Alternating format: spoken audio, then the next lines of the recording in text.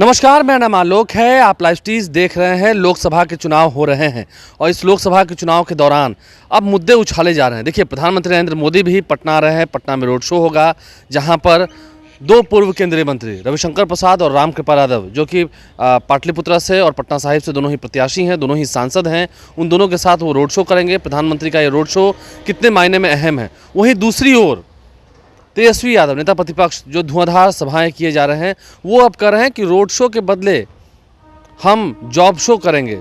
नौकरी हमने दी है, वो नौकरी की बात कर रहे हैं। सीधा मुद्दे की बात कीजिए, रोजगार की बात कीजिए, महंगाई की बात कीजिए, नौकरी की बात कीजिए। हमारे साथ अरुण पांडे जी हैं, वरिष्ठ पत्रकार हैं, हम उनसे चर्चा करेंगे। सर, शुरुआत करते हैं बिना किसी लाग लपेट के रोड शो। आजकल के इस पॉलिटिकल ज़माने में, राजनीति के दौर में हम देख रहे हैं कि रोड शो एक बहुत बड़ा एक इवेंट हो गया है। बिल्कुल सही कहा आपने। अभी खासकर चुनाव में किसी जो बड़े शहर हैं वहाँ नेता जो हैं वहाँ रोड शो करते हैं। और प्रधानमंत्री की 13 मई को 2 दिवसीय दौरे पर शाम पटना आ रहे हैं। 12 मई को रोड शो है। हाँ, 12 मई को, 12 और 13 2 दिन का उनका ये पटना का कार्यक्रम है। और उसमें पहली बार किसी प्राइम मिनिस्टर का चुनाव में रोड शो हो रहा है पटना में। प्रधानमंत्री आएंगे और रोड शो करेंगे। अपनी प्रारंभिक चर्चा में ही बताई कि जो पटना की 2 सीटें हैं, एक पाटलिपुत्रा की सीट जहां लालू जी की बड़ी बेटी राज्यसभा की मेंबर मीसा भारती कैंडिडेट हैं, और उनके खिलाफ पूर्व केंद्रीय मंत्री रामकृपाल यादव, जिनके बारे में ये छवि है कि वो नेता भी हैं, कार्यकर्ता ज़्यादा हैं। पीपुल्स कनेक्ट उनका जो है वो सालों भर ये बने रहते हैं, अपने लोग से उनका संबंध रहता है लोगों के बीच में। और दूसरी ओर इधर पूर्व केंद्रीय मंत्री रविशंकर जी, जो जाने माने वकील की भी छवि उनकी है।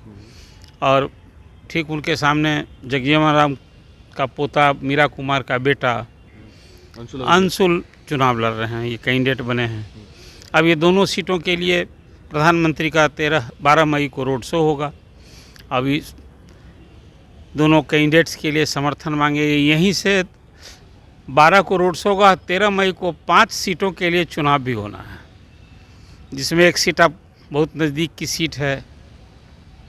आप जान रहे हैं जो 5 कहाँ चुनाव होंगे। मुंगेर है, समस्तीपुर है, दरभंगा है। अब बोलिए कि पटना में रोड शो होगा 13 मई को, दूसरे दिन जब सब अखबार में प्रधानमंत्री कुछ बोलेंगे भी ना, रोड शो की चर्चा होगी, सोशल मीडिया पर खबरें छाई रहेंगी। और 13 मई को मुंगेर में चुनाव हो रहा है, रैली भी उसी दिन है। और रैली भी हाजीपुर में, फिर इसके बाद मुजफ्फरपुर, वैशाली मिलाकर मुजफ्फरपुर में, और फिर सारण में रैली है। तो प्रधानमंत्री का रोड शो कहीं ना कहीं 2 चीज़ें इससे दर्शाता है। 40 लोकसभा सीट वाले बिहार में, लोकसभा के पिछले चुनाव में एनडीए ने 39 सीटें जीती थी। अब फिर उस जीत को दोहराना एनडीए के लिए कठिन चुनौती है। और लक्ष्य तो है कि 40 की 40 सीट जीतें।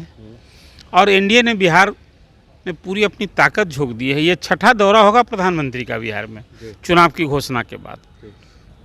अमित शाह भी बिहार आए, कई सभाएं हुई उनकी, जेपी नड्डा भी आए, राजनाथ सिंह भी आए, अभी गडकरी साहब भी आए हुए थे, बेगूसराय में उनकी सभा हुई। तो मैं ये कह रहा हूँ कि पूरी ताकत झोंक दी है। और अब इस रोड शो के बाद तो यहाँ फिर वो शब्दबान चलेंगे। लालू जी तो निशाने पर रहे ही थे, नीतीश कुमार के और नरेंद्र मोदी के। अब तो तेजस्वी भी निशाने पर हैं। आपने पटना वाले शहजादे कहते हैं। पटना वाले शहजादे कह दिया उन्होंने। अब फिर जो बातें कि कल ही आपने देखा कि परसों जब जो ही मुसलमानों के आरक्षण की वकालत की लालू जी ने, तो कितनी तीखी प्रतिक्रिया व्यक्त की थी प्रधानमंत्री ने। जैसे कल सैम पित्रोदा के बयान पर फिर उसी तरह से प्रधानमंत्री ने अपनी नाराज़गी जताई, कहा कि मैं आज बहुत गुस्से में हूँ। तो जब पटना आ रहे हैं तो इसका आप कल्पना की जा सकती है कि बिहार एनडीए के लिए कितना महत्वपूर्ण है। बिहार की वो 39 सीटों पर फिर जीतना कितना एक लक्ष्य है, और कहीं ना कहीं एनडीए की चिंता को भी दर्शाता है। फिर इतनी ताकत क्यों लगी है एनडीए की। और इधर से आपने ठीक ही कहा कि इधर से तेजस्वी भिड़े हुए हैं, महागठबंधन के अभी तो एकमात्र चेहरा हैं। पूरे बिहार में उनकी सभाएं हो रही हैं, बिहार झारखंड भी वो गए, और बिहार में कोई अब तो 125 सभाओं की गिनती होने वाली है पूरे इस चुनाव में तेजस्वी के लिए। अब तक उनके साथ घूम रहे हैं वीआईपी के अध्यक्ष मुकेश सहनी भी। और इन सभाओं में सब कुछ के अलावा प्रधानमंत्री से वो उनके बीते 10 साल के कार्यकाल में उनके कामों का हिसाब मांगते हैं। उनके ऑडियो सुनाते हैं। हाँ, और अपना भी हिसाब दे रहे हैं कि हमने 17 महीना जब नीतीश कुमार के साथ रहे डिप्टी चीफ मिनिस्टर, तो हमने नौकरी को एजेंडा बनाया था।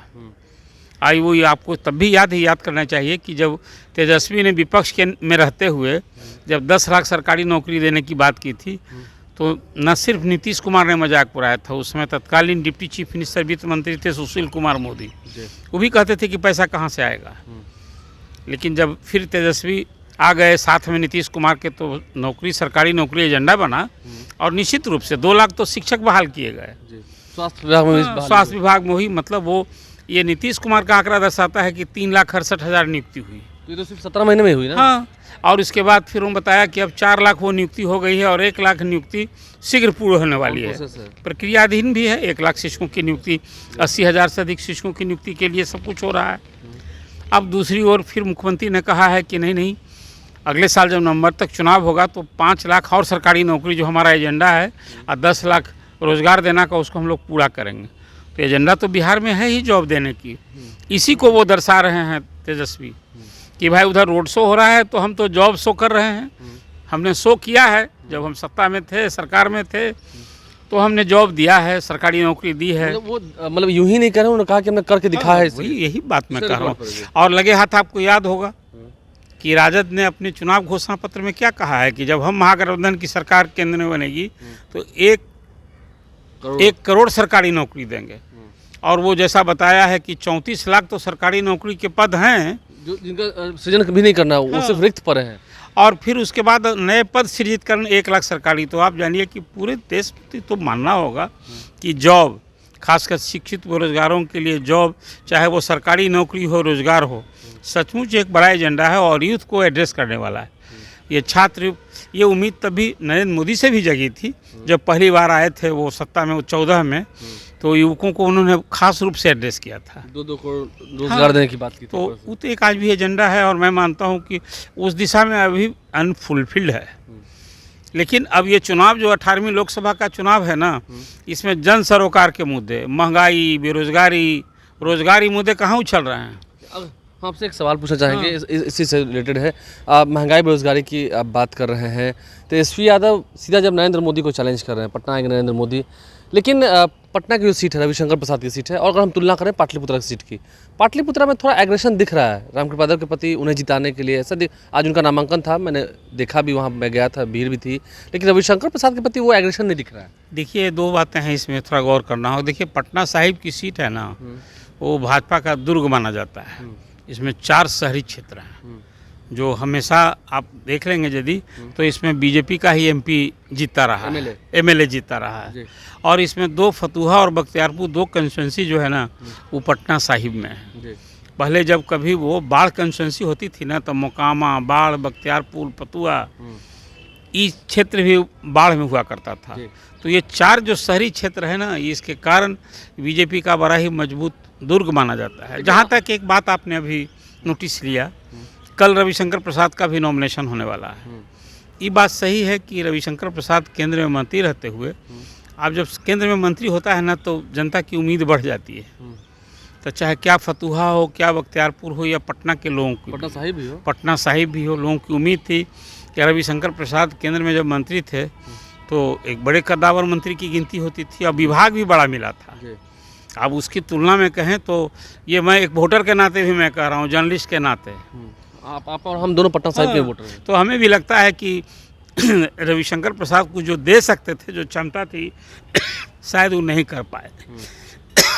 तो कार्यकर्ताओं में भी, और इधर के हाल के दिनों में उन्हीं की पार्टी के राष्ट्रीय सचिव हैं ऋतुराज, वो भी एक बड़ा सीरियस कंटेंडर थे और कंस्टिट्यूंसी नर्स भी कर रहे थे। तो आम कार्यकर्ताओं में कहीं ना कहीं जो एग्रेशन की कमी आपने कहीं आकलन किया है, वो तो है ही, सच्चाई है। लेकिन इतना मजबूत दुर्ग है, जब पिछले चुनाव में शत्रुघ्न सिन्हा से मुकाबला था और सिटिंग एमपी थे ना, तब तो 2 लाख से अधिक वोट से हार जीत हुई थी। इस बार तो कांग्रेस ने जो कैंडिडेट दिया है, महागठबंधन का कैंडिडेट है, तो कॉम्बिनेशन इक्वेशन का वोट न मिलना है।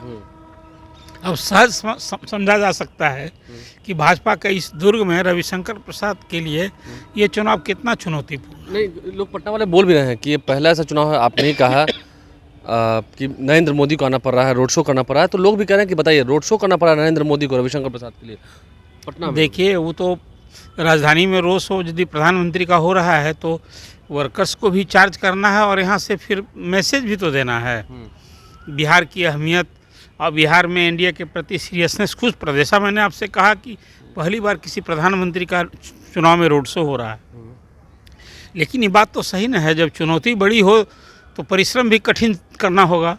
लक्ष्य आप 39 सीट जीते हुए हैं तो फिर वो जीत को दोहराना ये सामान्य बात है क्या? ये सचमुच एनडीए के लिए कठिन चुनौती है। और महागठबंधन तो इस बार निश्चित रूप से मैं फिर मानता हूँ, दोहराता हूँ कि महागठबंधन ने इस बार जो टिकटों का बंटवारा किया है, सीटों का तालमेल किया है और जो सीटें तय की है, कैंडिडेट तय किया है, उसमें कहीं ना कहीं सामाजिक समीकरण जो जाति क्या को वोट में रखकर चाहे कैंडिडेट चाहे क्षेत्र उसको साधने की भरपूर कोशिश हुई है। वो चीज़ तो एनडीए में नहीं हुआ है। अब तो आम लोग कहते हैं कि भाई जो जिस हद तक से सीटिंग गेटिंग एनडीए और बीजेपी में जदयू और बीजेपी ने कर दिया, यदि इसमें बहुत सारी जो कमज़ोर सीट समझी जा रही थी या सिटिंग एमपी के प्रति जो एंटी इनकम्बेंसी फैक्टर यदि कैंडिडेट बदले होते तो चुनाव में और ताकत एनडीए की ज़्यादा दिखती। लेकिन तभी चुनौती है। इसलिए मैं कहता रहा हूँ कि बिहार में इस बार का 18वीं लोकसभा का जो चुनाव है एनडीए के लिए जीती हुई सभी 39 सीट पर फिर जीत दर्ज करना सचमुच एक कठिन चुनौती है। देखिए, एक कठिन चुनौती है। हमारे साथ अरुण पांडे जी थे, उन्होंने क्या कुछ खुल के बताया है आपने सुना है। प्रधानमंत्री नरेंद्र मोदी भी आ रहे हैं रोड शो करने के लिए, तो ऐसे में प्रधानमंत्री मोदी के रोड शो से कितना फ़ायदा होगा, कितना लाभ होगा तो देखना होगा। लेकिन तेजस्वी यादव भी जॉब शो की बात कर रहे हैं। जॉब शो से रोड शो का तुलना, मतलब जॉब शो से रोड शो की जब तुलना लोग करेंगे तो उसमें किसे चुनेंगे, ये भी एक देखना होगा, ये भी एक चुनौती होगी। हमारे चैनल को सब्सक्राइब कर लें, साथ साथ फेसबुक पेज भी लाइक करें। धन्यवाद।